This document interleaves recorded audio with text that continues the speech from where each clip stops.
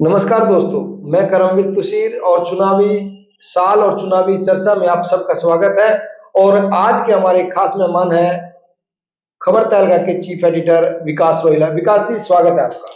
बहुत बहुत धन्यवाद करमवीर तुषीर जी। सर, कल ओबीसी मोर्चा या कमेरा वर्ग का एक सम्मेलन आयोजित किया गया पुरानी अनाज मंडी में। वो कितना पास और कितना फेल रहा आपकी नजर में? देखो, हर बात के दो पहलू होते हैं और राजनीति में भी हमेशा ऐसा ही होता है। कल पुरानी अनाज मंडी सफेदों में बीजेपी का ओबीसी मोर्चा का एक कमेरा वर्ग सम्मेलन हुआ। तुषीर जी, भीड़ की अगर मैं बात करूं, भीड़ के अगर लिहाज से या भाजपा के लिहाज से ये प्रोग्राम उतना अच्छा नहीं कह सकते, लेकिन आयोजक जो इसमें था बलवंत पांचाल, अगर उनकी नजर से देखें या उनके हिसाब से देखें तो ये बहुत सफल कार्यक्रम था। जिस तरीके से इस कार्यक्रम को खुद नायब सैनी को इनवाइट किया गया था मुख्य अतिथि के तौर पर, जैसे कि 15-20 दिन पहले चर्चाएं थी कि नायब सैनी के साथ साथ बीजेपी के ओबीसी मोर्चा के तमाम जो बड़े पदाधिकारी और नेता वो पहुंचेंगे और वो पहुंचे भी। लेकिन इस यूं कहिए कि इस सम्मेलन से 5 दिन पहले के अगर बैक में जाओगे तो एक ह्यूमर था, एक आम चर्चा ये थी कि नायब सैनी इस कार्यक्रम में नहीं आएंगे, जिसकी वजह से कहीं ना कहीं एक बड़ा जो प्रभाव वो पड़े, और उसमें भी खासकर जो सैनी समाज था, सैनी समाज के जितने लोग जो है सफेदों से आने चाहिए थे वो लोग नहीं पहुंच पाए। करमवीर सैनी जैसे मुख्य जो टच में माने जाते हैं नायब सैनी के, उनके द्वारा भी लोगों को इनवाइट किया गया था और 2 दिन पहले इस कार्यक्रम की ये सूचना दे दी गई थी कि भाई नायब सैनी नहीं आएंगे, तो जिसकी वजह से कहीं ना कहीं ये जो है प्रभाव जरूर इसका पड़ा। लेकिन बलवंत पांचाल एक मंडल अध्यक्ष रहे, इससे पहले वो एक एग्रीकल्चर डिपार्टमेंट में एक इंस्पेक्टर के पद पर काम करा। ज्यादा लंबा चौड़ा उनका अनुभव नहीं था और लंबी चौड़ी उनकी राजनीतिक पारी भी नहीं, ना उनके पास कोई बड़ा पद था। प्रदेश बीजेपी के ओबीसी मोर्चे में मात्र एक कार्यकारिणी सदस्य है। उसके लिहाज से अगर मैं देखूं तो इतना बड़ा सम्मेलन और एक आम कार्यकर्ता के द्वारा लगभग 3 से 3.5 हजार अगर लोग पुरानी अनाज मंडी में पहुंचे तो मैं कहता हूँ बड़ी अचीवमेंट है बलवंत पांचाल के लिए। और आज तक जो लोग यूं सोचते थे कि कोई थर्ड आदमी या तीसरा आदमी, क्योंकि बड़े बड़े कदावर नेता हमेशा ये सोचते थे कि हम लोग ये हैं जो भीड़ को जुटा सकते हैं, लेकिन बलवंत पांचाल ने एक अकेले एक समाज को इकट्ठा करके एक बड़ी हाजिरी देने का काम करा। क्या ये जो तमाम नेता थे वो ये नहीं चाहते थे कि बलवंत पांचाल का कद ऊंचा हो? क्योंकि हाजिरी अगर किसी की भी होती तो बलवंत पांचाल का नाम होता।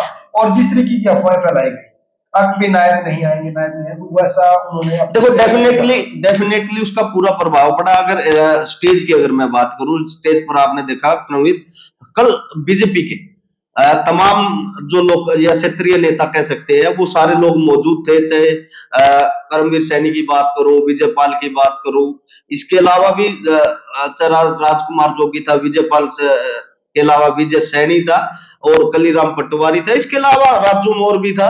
यूं कहिए कि लगभग 1 दर्जन नेता जो है इस रैली में मौजूद थे, लेकिन उनका कोई भी सहयोग बलवंत पांचाल के कार्यक्रम में नहीं था, ना ही किसी छोटे नेता का, ना ही किसी बड़े नेता का। अमरपाल राणा भी उसी में, तमाम जो नेता, लगभग मैं कह रहा हूं जिनका नाम मैंने ले दिया, जिनका नाम ना भी ले पाया, 1 दर्जन से ज्यादा नेता सफेदों में स्टेज पर तो थे, लेकिन बलवंत पांचाल के कार्यक्रम में या यूं कहिए प्रदेश अध्यक्ष के कार्यक्रम में कोई उस तरीके से कोई भागीदारी नहीं। कार्यक्रम का नाम ओबीसी मोर्चा या कमेरा वर्ग भले ही रखा गया, पर कार्यक्रम में अगर प्रदेश अध्यक्ष आ रहे तो बीजेपी का कार्यक्रम था और बीजेपी के जो नेता थे उन्होंने अपने एफर्ट्स नहीं लगाए, जिससे अगर बीजेपी के दायरे से देखा जाए तो देखिए इसमें दो बातें हैं। ये जो कार्यक्रम है वो बलवंत पांचाल के द्वारा लिया गया था और इसमें ये पहले से तय था कि पहले इस कार्यक्रम को कहीं ना कहीं ये कह के भी रोका गया कि उतनी भीड़, क्योंकि कांग्रेस की रैली अभी हुई थी 25 तारीख को, कहीं ना कहीं ये भी बात थी, चर्चाएं थी कि उस हिसाब से उस लिहाज से भीड़ बलवंत पांचाल इकट्ठा नहीं कर पाएंगे। लेकिन एक बार ऐसा भी हो गया था कि नायब सैनी आएंगे तो बीजेपी के जो नेता है उनको द्वारा हालांकि बैठक भी की गई, चाहे रेस्ट हाउस की बात है, चाहे लैया राम धर्मशाला की बात। अलग अलग जगहों पर कोशिश करी बलवंत पांचाल के द्वारा कि एक समन्वय बनाया जाए। पार्टी का लोग उनको उम्मीद थी कि लोग उनका साथ देंगे, नेता उनका साथ देंगे, लेकिन आप देखोगे कई नेता जो इसमें मौजूद भी नहीं थे। अभी भाजपा नेताओं की अगर मैं बात करूं, करमवीर के अलावा बचन सिंह एक बड़ा नाम है सफेदों की राजनीति में। बचन सिंह के द्वारा इस कार्यक्रम को बिल्कुल अवॉइड किया गया। जसवीर देशवाल भी इस कार्यक्रम में वो नहीं पहुंचे। तो कहीं ना कहीं जो बीजेपी के लोग थे या यूं के ये जो दर्जन भर नेता थे, उनका कोई सहयोग इस कार्यक्रम में नहीं था। क्योंकि उसका बड़ा एक रीजन ये भी रहा, क्योंकि नायब के द्वारा भी कोई अच्छा रिस्पॉन्स इस प्रोग्राम को लेकर नहीं दिया गया। कहीं ना कहीं नायब सैनी जो कि बीजेपी के प्रदेश अध्यक्ष है, उनकी कमी भी एक बड़ी कमी मैं कहूंगा, क्योंकि उनके द्वारा सही और स्पष्टीकरण न होने की वजह से नेताओं को कोई आदेश नहीं उनके द्वारा सही तरीके से दिया गया। या यूं कहिए कि बार बार ये बात आ रही थी कि खुद नायब सैनी जो है वो इस कार्यक्रम में नहीं आना चाहते थे। उनका जो कार्यक्रम था वो देश के प्रधानमंत्री नरेंद्र मोदी से मिलने का था, जिस वजह से कहीं ना कहीं एक बड़ा उम्र और नेताओं के द्वारा भी ये कोशिश करी गई कि हम जो है इसके अलावा राज्यसभा सांसद जैसे रामचंद्र जांगड़ा था, या फिर यूं कहिए कि डिप्टी स्पीकर रणवीर गंगवा था, या फिर यूं कहिए कि जो ओबीसी मोर्चा के प्रदेश के अध्यक्ष है और पूर्व में मंत्री भी रहे हैं कर्णदेव कंबोज। तो कहीं ना कहीं जो यहाँ के लोकल नेता थे उनको एक बात ये भी लगी कहीं ना कहीं कि हम जो है कर्णदेव के लिए राज्यसभा सांसद रामचंद्र जांगड़ा के लिए भीड़ क्यों इकट्ठा करें, क्योंकि कहीं ना कहीं प्रदेश अध्यक्ष को अगर आते तो कहीं ना कहीं उनको दिमाग में था कि हम अपनी ताकत का प्रयोग करते हैं। परंतु उनके न आने के कयास जरूर थे, परंतु नायब सैनी ने आकर कहीं ना कहीं अपनी अटेंडेंस लगाई, अपनी हाजिरी लगाई। और चार जो बड़े नेता थे जिन जो आपने नाम लिए, चाहे डिप्टी स्पीकर की बात करें या जांगड़ा साहब की बात करें, कर्णदेव की देखिए मैं बताऊं, हाजिरी उनके द्वारा जो लगाई गई ठीक है वो आ गए, लेकिन आप देखोगे नायब सैनी लगभग 2 बजे के आसपास इस कार्यक्रम में पहुंचे। ठंड का मौसम था, कहीं ना कहीं ठंड में भी लोग काफी देर तक इंतजार भी किया, लेकिन देरी होने की वजह से जो है पब्लिक कहीं ना कहीं ठंड का एक बड़ा रीजन भी रहा। और कार्यक्रम में लगभग 2 से 3 घंटे नायब सैनी का देरी से आना, कहीं ना कहीं प्रेशर में शायद वो आ भी गए। कहीं ना कहीं गलत मैसेज ना चला जाए, क्योंकि पिछड़ा वर्ग का इस प्रकार का पहला प्रोग्राम प्रदेश में होना, और प्रदेश में जिस समाज से खुद नायब सैनी आते हैं उन्हीं के समाज के द्वारा एक कार्यक्रम करवाया जा रहा था।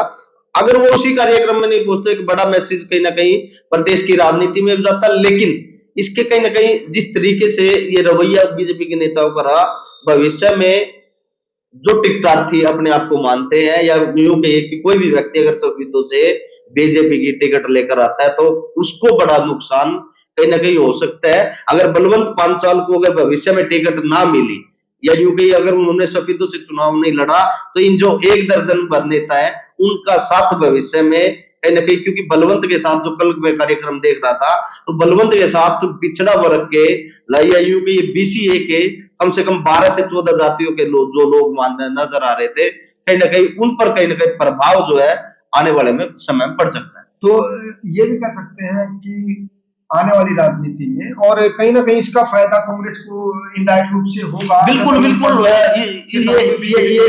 ये कोई दोहराए वाली बात नहीं है। इसका फायदा कल जो रैली हुई उसको कांग्रेस को मिल सकता है, क्योंकि अगर नेताओं की, जैसे कि हमने पहले भी देखा, पहले बचन सिंह जब टिकट लेके आए थे तो भीतरघात उनके साथ जो बीजेपी नेताओं के द्वारा किया गया था। उससे पहले अगर वंदना शर्मा की मैं बात करूं, यानी 2014 में वंदना शर्मा जब टिकट लेकर आई तो यहाँ के जो स्थानीय नेता थे उनके द्वारा कहीं ना कहीं भीतरघात किया गया था, जिसकी वजह से वो चुनाव आ रहे। और उसके बाद 19 में बचन सिंह चुनाव आ रहे, और अब जो है 24 के चुनाव में भी ये भी एक बड़ी चुनौती कहीं ना कहीं बीजेपी नेताओं या टिकटार्थियों को रहने। एक पत्रकार साथियों के द्वारा एक सवाल किया गया जी कि नायब सैनी से पूछा गया कि क्या बीजेपी कमल खिलाने में सक्षम होगी, सफल होगी, नहीं होगी, तो उनका पलटवार था कि इस बार हम कमल खिलाएंगे, पर वो कमल किसके भरोसे खिलेगा? ये बिल्कुल देखो, कोई भी प्रदेश स्तरीय जब कोई बड़ा नेता आता है वो तो उनका अगर आप कहीं भी बयान सुनोगे तो इस प्रकार की वो कॉन्फिडेंशियल बात हमेशा करेगा, क्योंकि स्थानीय जो मुद्दे होते हैं या यूं कहिए जो क्षेत्रीय नेताओं का आपस के जो तालमेल की बात होती है, वो कहीं ना कहीं बीजेपी नेताओं में एक बड़ा गैप है अगर आप देखो, क्योंकि सब आज की डेट में टिकटार्थी है, एक दूसरे के विपरीत है।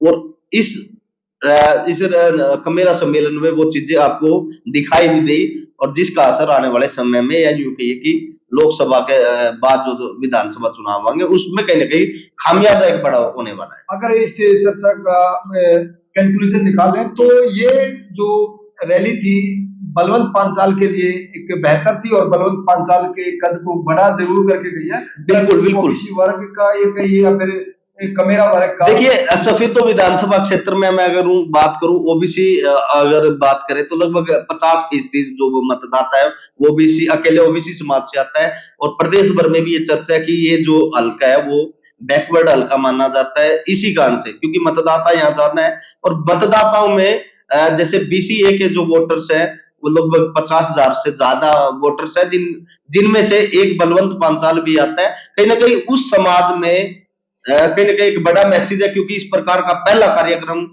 जो है बलवंत पांचाल के द्वारा किया गया क्योंकि ओबीसी मोर्चा पर जो है बीजेपी बहुत ज्यादा ध्यान दे रही है। कहीं ना कहीं जो असली वोटर है बीजेपी का वो ओबीसी मोर्चा माना जाता है।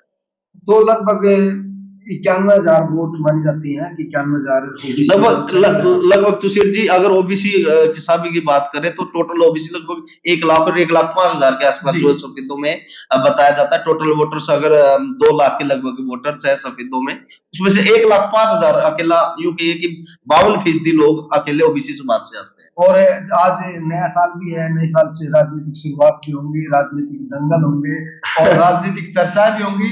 तो बने रहे हमारे साथ और देखते रहे चर्चाओं पर, राजनीतिक चर्चाओं पर हमारा खास कार्यक्रम एक नई अपडेट के साथ फिर होंगे हाजिर। तब तक दीजिए इजाजत। जय हिंद, जय भारत। विकास जी आपका बहुत बहुत धन्यवाद। बहुत बहुत